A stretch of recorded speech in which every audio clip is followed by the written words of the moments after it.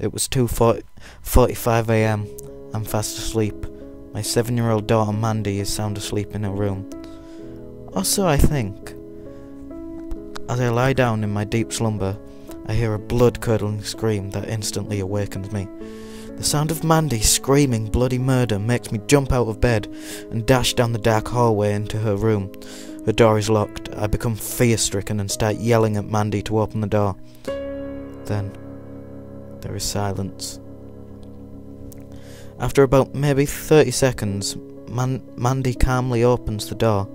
Her pyjamas look slightly torn, as if she was just in a big struggle or fight.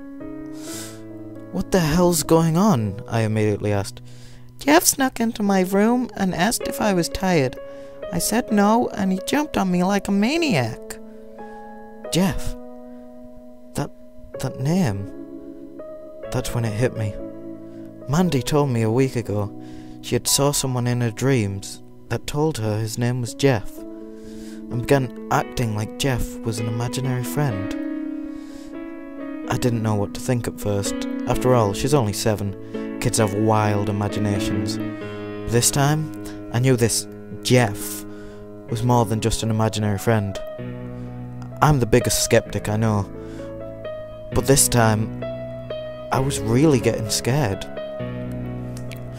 The following morning, I turned on the television before work to flick through some channels. A breaking news broadcast interrupts my station moments later. The news reporter said the following. "This just in. Infamous serial killer Jeff the Killer is on the run in a somewhat quiet town of Brookfield. All the residents are being warned to take extra safety measures protecting their homes and from break-ins.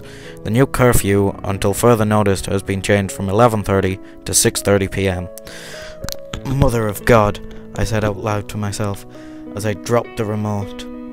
I became extremely pale and paranoid. Suddenly, I got the feeling like I was being watched.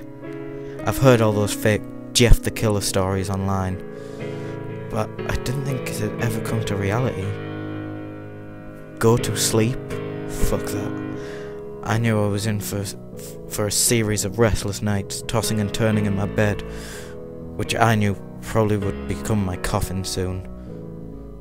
Later that day, Mandy came home from school, in tears. I asked her what was wrong. She ignored me and ran straight up to her room. She dropped a piece of paper on the stairs on her way up. I opened it. I nearly shat my pants at the drawing. A threatening letter she found in her desk at school. 3 words. "See you tonight." Later that night, I grabbed my crowbar from work. I work at the local construction site, by the way. For protection, I tried not to go to sleep, but drifted off around 1:45 a.m.